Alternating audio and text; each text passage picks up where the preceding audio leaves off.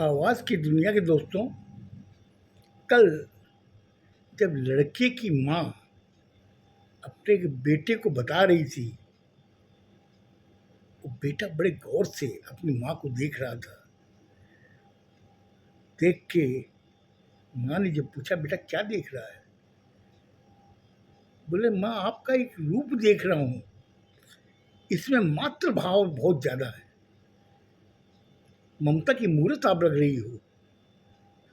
ये जो रूप मैंने आज पहली बार आपका देखा है और मुझे ये खुशी है, इस घर में खुशियाँ कहीं बाहर नहीं जाएगी, इस घर में खुशियाँ रहेगी। तो बाप ने कहा कि बेटा तुमने माँ की बहुत प्रशंसा कर ली, तो बहू को बुला। तब तक किचन से ट्रे में चाय लेकर के 4 कप बहू हॉल में आई। आते उसने टेबल पे चाय रखी, पहले उसने पापा को दी, फिर अपनी सास को दी, फिर अपने पति को दी। 1 कप वही ट्रे में पड़ा रहा।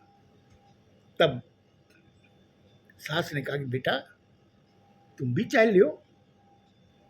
बोले, मम्मी जी आप लोग पी लियो। नहीं, हम लोग के साथ में पियो, क्योंकि जब बेटा हम लोग के साथ में पी सकता है, तू क्यों नहीं पी सकती? मैंने अभी तक तुम्हें खाली बेटी कहा है, लेकिन आज से ये समझ ले तू मेरी बेटी है। पी, जैसे तेरी इच्छा है वैसा तू इस घर में रह, जो पहनावा पहनना है, जिससे तुम्हें कंफर्टेबल लगे वो कपड़े पहन। क्यों कि तन कपड़ों से ढका जाता है और शर्म आंखों से। और अगर कोई आदमी या कोई इंसान किसी औरत के कपड़े से अगर उसको जज करता है, तो पहले ये सोच लो कि उसकी नज़र खराब है। बोले, मम्मी आप क्या बात कर रही हैं? लीजिए लीजिए, मैं चाय लेती हूँ। लेकिन उनके सामने बैठ के पीने लगी। पीने के बाद पीते पीते ही लड़के ने कहा कि एक चीज़ तू बता, मेरी माँ बैठी है, मेरे पिताजी बैठे हैं, मैं बैठा हूँ, तुम्हें 1 साल हो गया शादी को हमारी तुम्हारी, कभी कोई ऐसी चीज़ नज़र आई जिससे तुम अनकंफर्टेबल हो? ऐसा कोई चीज़, कोई लम्हा नज़र आया जिससे तुम ये महसूस हुआ हो कि तुम अपने ससुराल में नहीं, एक कैद में हो? वो अपने पति का चेहरा देख रही थी। इतनी देर में सास ने बीच में टोका, क्या बेटी बता, अगर कुछ भी तुम्हें ऐसा नजर आया हो इस साल में, 1 साल में जो हो गए, ऐसा कोई भी लम्हा नजर आया जिससे तुम्हें ये महसूस हुआ हो कि तू ससुराल में नहीं, एक पिंजरे में है? एकदम लड़के के बाप ने भी कहा, हाँ बेटा बताओ, अगर ऐसा कुछ भी नजर आया हो तो बताओ, ताकि हम तीनों जने मिल करके, तीनों क्या तुमको भी लेके बोल रहा हूँ कि चारों जने मिल के इसका एक सही सॉल्यूशन निकालेंगे, ताकि जीवन में हम लोग का ये बगिया है खुशियों से भरी रहे, महकों से भरी रहे। बता बेटा। तब तक उसने, बहू ने चाय खत्म कर दी थी। उसने कहा कि जब से मैं शादी होके आई हूँ, बोला हाँ बेटा, सबसे ज़्यादा प्यार मुझे मेरी मम्मी ने दिया है। ये जो मेरे पति की जो माँ है, उन्होंने सबसे ज़्यादा मुझे प्यार दिया है। मुझे कभी ये महसूस ही नहीं हुआ कि मेरी जन्म देने वाली माँ नहीं है, वो पीहर में है। लेकिन इनके साथ में जितना पल मैंने गुजारे हैं, मुझे ऐसा महसूस हुआ कि नहीं, यही मेरी असली माँ है। सास ने कहा कि बेटा क्यों मुझे नीम के पेड़ पे चढ़ा रही हो? बोले, नहीं मम्मी जी, जो मैंने एहसास किया है जो मैंने महसूस किया है वही मैं आपको बता रही हूँ। तो फिर ये कल जो चीज़ हुई वो बेटी कैसे हुई? बोला मम्मी जी, ये चीज़ मैंने जब एहसास किया कि कहीं ना कहीं मैं माँ बेटे के प्यार के बीच में दीवार बन रही हूँ, मैं उनका टाइम जो माँ के प्रति है बेटे का वो मैं छीन रही हूँ। क्योंकि जब मैंने आपसे कहा कि मम्मी जी चाय बना के लाऊं, आपने क्या कहा? नहीं नहीं, बहुत पी ली मैंने चाय, रहने दो। उस समय मुझे कुछ एहसास हुआ कि कहीं ना कहीं मैं माँ बेटे के प्यार को बांट रही हूँ। कि माँ बेटे का जो प्यार होता है वो तो अनंत रहता है, वो हमेशा ही रहेगा। लेकिन मम्मी जी एक बात मैं आपसे पूछूं? बोला हाँ पूछो बेटा। बोला कि जबकि मेरी शादी हुई, मैं आपके घर में आ गई, मैंने अपने जन्म देने वाले माँ बाप को छोड़ दिया, अपने भाई बहनों को छोड़ा, जहाँ मैं पैदा हुआ उस घर को मैंने छोड़ दिया, मैं आ गई इस घर के अंदर, मैंने सब कुछ कबूल किया, हर चीज़ अपनाई जो ससुराल में होती है। लेकिन जिस लड़के के प्रति या आपका जो लड़का है उसके प्रति आपके अंदर ये शंका कैसी आई कि मैं आपके बेटे का माँ के प्रति जो प्यार है वो मैं कम कर रही हूँ? आपको कैसे एहसास हुआ इस चीज़ का? बोले नहीं बेटी ऐसी बात नहीं है, मैंने जब देखा कि जब वो आता था कमरे में, जब कपड़े खोलने जाता था, बैग रखता था, वहीं बैठ के चाय पीता था, मेरे पास में आके बैठता नहीं था। जबकि शादी के पहले बेटा ऐसा नहीं था, शादी के पहले वो हॉल में आके बैठता था और मैं चाय बना के लेके आती थी। बोले उसके बाद में फिर क्या हुआ? बोले उसके बाद में मैंने ये महसूस किया कि वो कमरे से चाय वाय पी के ही बाहर आता था। बोला आता था साना?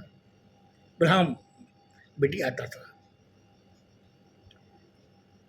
उसको उस समय जो 2 घंटे देने थे उस जगह वो 1 घंटा ही मुझे देता था। उस समय मुझे महसूस हुआ कि बहू माँ बेटे के बीच में पड़ रही है, माँ बेटे के बीच के प्यार को कम करना चाहती है। अब ये बेटा तू समझ, हम लोग ह्यूमन बीइंग हैं, हम लोग आखिर इंसान है, उससे ही गलतियाँ होती है। मैंने भी ये महसूस किया था, वाकई मेरी बहुत बड़ी भूल थी। बोले मम्मी जी आप ये मत बोले कि आपकी भूल थी, ये हर माँ के अंदर ये भावनाएं आती हैं, वो आप में आई है तो कोई नई चीज़ नहीं आई है, ये होता है।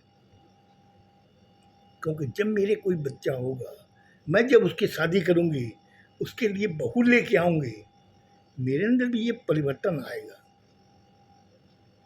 उस समय मुझे दोनों चीजें देखनी पड़ेगी, दोनों पलड़ों को बराबर मुझे तोलना पड़ेगा। और उस समय अगर मैं ये सोचती हूँ कि आखिर बहू किसके लिए आई है, उसको तो उसका फर्ज है कि उसके पास टाइम देने का, अगर ये चीज़ उसके दिमाग में आ गई तो घर में स्वर्ग बन जाएगा, वो खुशियाँ कहीं नहीं जाएगी, घर के अंदर ही रहेगी। अगर उसके दिमाग में ये आ जाए कि नहीं, ये बहू आने के बाद में बेटा मेरे पास टाइम नहीं देता, मेरे पास बैठता नहीं है, मुझसे बातें नहीं करता है, इसका मतलब घर से वो धीरे धीरे खुशियाँ निकल रही हैं। बाप ने बीच में टोक के कहा कि बेटी तुमने जितनी जो एग्जाम्पल दिए हैं वाकई मुझे बहुत अच्छे लगे, और मैं ये चाहता हूँ कि तुम इस घर की बागडोर संभालो।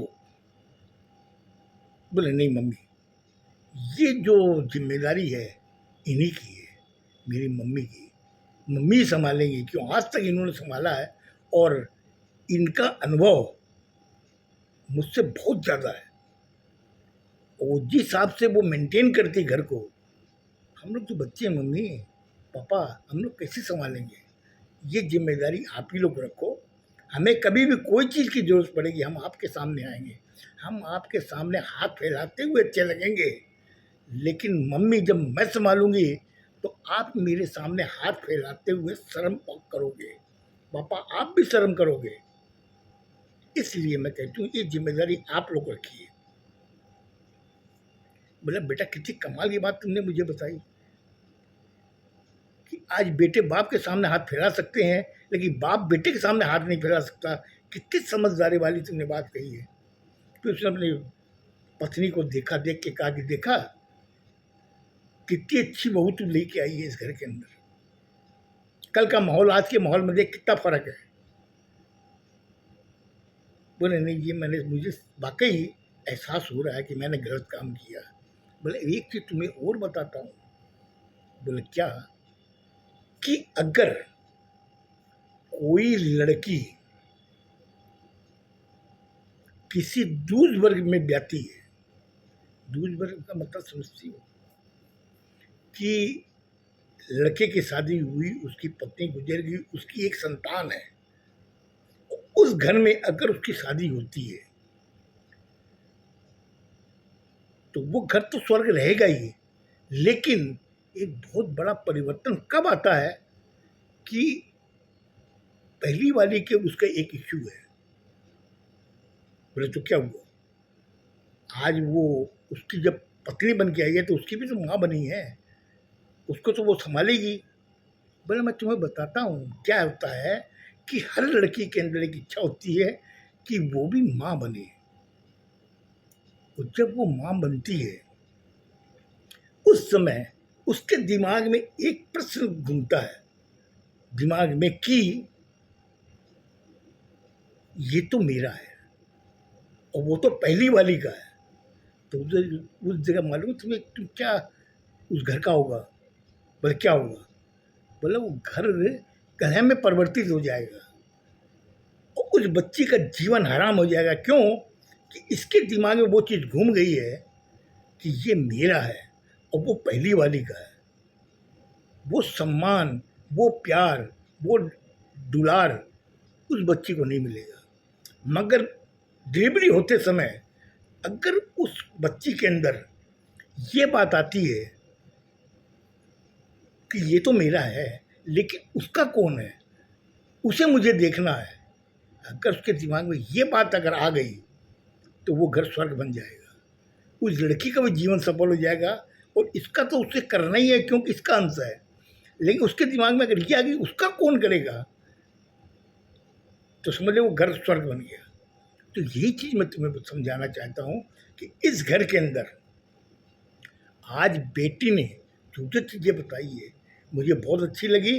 और मैं तुम्हें भी ये कहूँगा कि कुछ चीज़ें ऐसी होती जो बच्चों से सीखो। हमने सोचते हम लोग बड़े, हम लोग ने दुनिया देखी है लेकिन कई चीज़ें हम लोग समझ नहीं पाते जो ये बच्चे समझ जाते हैं। इसलिए अगर कोई अच्छी चीज़ हो तो बच्चों से भी सीख लो, कोई ख़राब चीज़ नहीं है। उसके बाद के अंदर घर के अंदर हंसी खुशी का माहौल हो गया और घर में सब लोगों ने ये कसम खाई कि आज के बाद में कोई भी चीज़ होगी, चाहे बड़ी हो चाहे छोटी हो, हम लोग आपस में डिस्कस करेंगे, चारों जने बैठ करके उसका निष्कर्ष निकालेंगे कि कौन सा अच्छा है और कौन सा खराब है, उसके हिसाब से आगे बढ़ेंगे। ये इस तरीके की चीज़ थी जो मैंने आपके सामने साझा की है। तो आप लोग समझो इस चीज़ को और घर के अंदर वैसा माहौल बनाओ जिससे किसी के अंदर कोई मेल, कोई द्वेष भावना ना आए। खुश रहो, स्वस्थ रहो। धन्यवाद।